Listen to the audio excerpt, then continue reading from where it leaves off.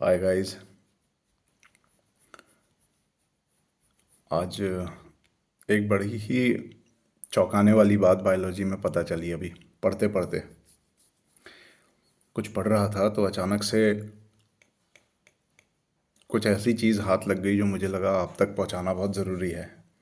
ठीक है, जेनेटिक्स और एवोल्यूशन से रिलेटेड कुछ बातें हैं, कुछ फैक्टर्स हैं जो पता होने बहुत ज़रूरी हैं।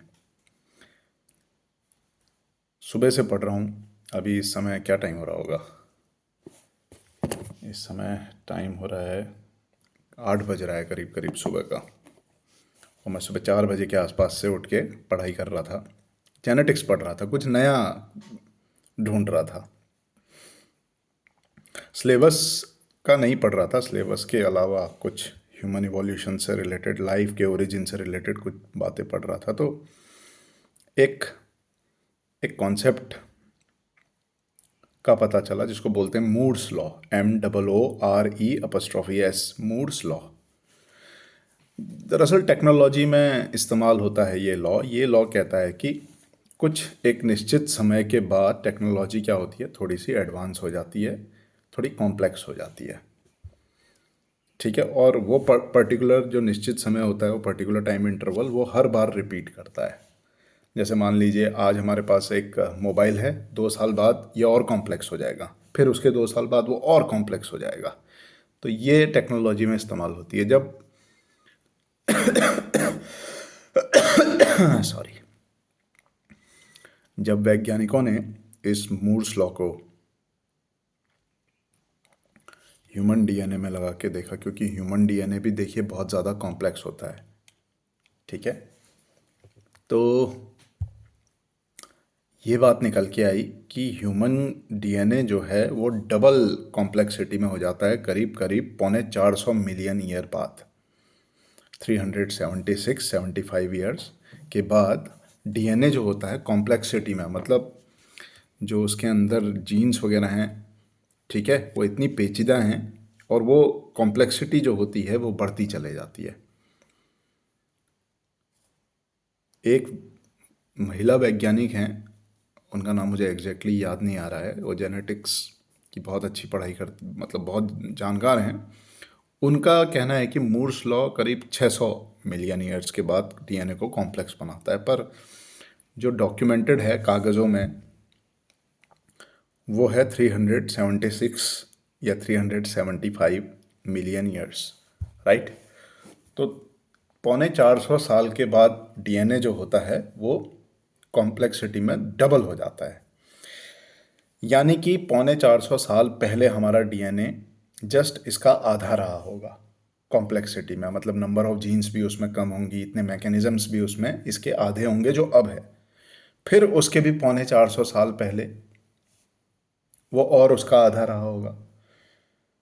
तो मूर्स लॉ को अगर हम पीछे की रिवर्स डायरेक्शन में लगाएं तो करते करते करते करते हम एक पॉइंट तक पहुंच जाते हैं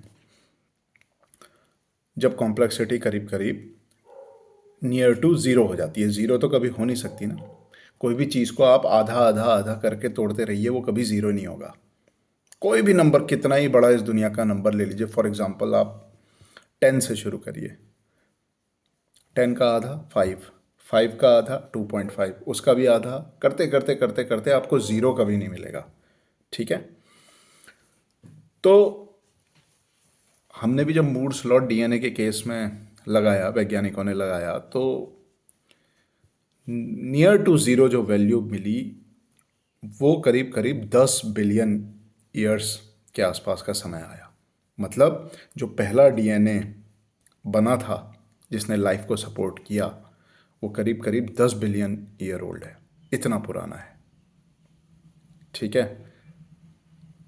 अब आप यहाँ पर एक देखिए, एक कॉन्ट्राडिक्टरी फैक्ट देखिए।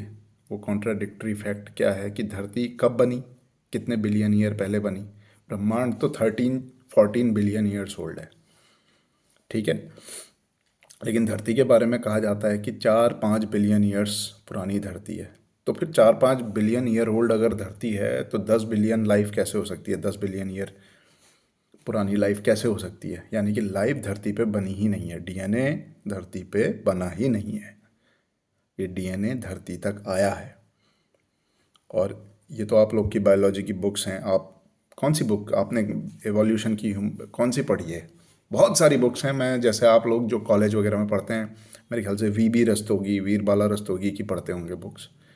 इसके अलावा भी बहुत स्पेशल बुक्स हैं, तो उसमें भी पढ़िएगा। एक थ्योरी है पैनस्पर्मिया थ्योरी, मैं पढ़ाऊँगा ये क्लासेस में, बायोलॉजी की क्लासेस में तो पढ़ाऊँगा। पर ये बात बहुत ज़बरदस्त मुझे लगी। बिल्कुल मैं साइंटिफिक प्रूफ इसके खोज रहा था। मतलब मैं समझ तो गया था कि धरती पे लाइफ नहीं बनी है, लेकिन मैं कभी इस बात को पुख्ता तौर पे कह नहीं पाता था, कभी किसी को बता नहीं पाता था, क्योंकि प्रूफ देना होता है ना। तो ये मूर्स लॉ का कॉन्सेप्ट कभी पढ़ा नहीं था मैंने।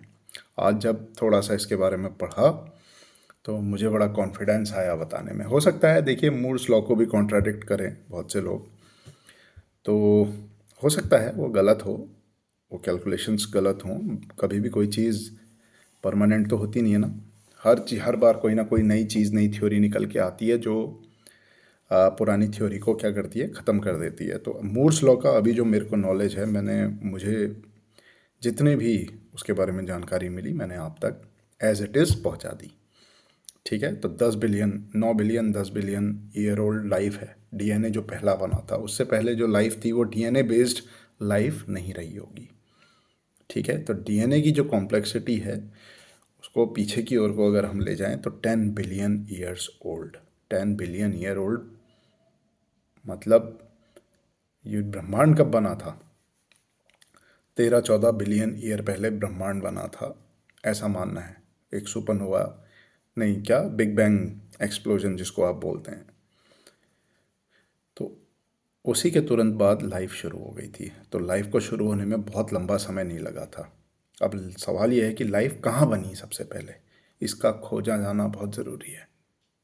तो आई थिंक आपको ये कॉन्सेप्ट पसंद आया होगा। You can Google it. आप गूगल पे जाइए, मूर्स लॉ पढ़िए, थोड़ा एवोल्यूशन के बारे में पढ़िए, डीएनए की कॉम्प्लेक्सिटी के बारे में पढ़िए, आपको और मज़ा आएगा। और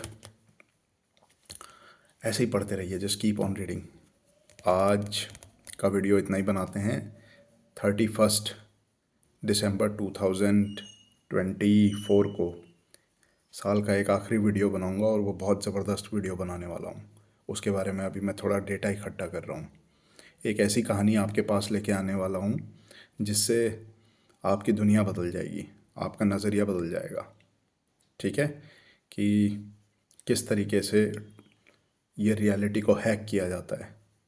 ठीक, मतलब मुझे ये बात बहुत लेट पता चली लाइफ में, इस एज में ये बात पता चल रही है। और मैं नहीं चाहता कि जो मैंने मिस किया है वो आप लोग भी मिस करें। आप लोगों को अभी कितने कॉम्पिटिटिव एग्ज़ाम्स फेस करने हैं, कितने ज़्यादा एग्ज़ाम्स देने हैं, पीएचडी करनी है, नेट क्वालिफाई करना है, रिसर्च करनी है, वैज्ञानिक बनना है, बायोलॉजी इतनी डीपली पढ़नी है, केमिस्ट्री एंड बायोलॉजी, कि आपसे बेहतर कोई ना हो।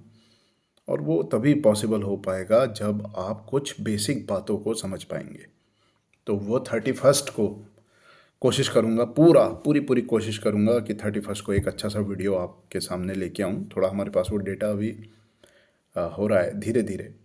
ठीक है, तो तब तक के लिए आप ये छोटे से हमारे वीडियो को इसको एंजॉय करिए। चलिए, ओके, थैंक यू।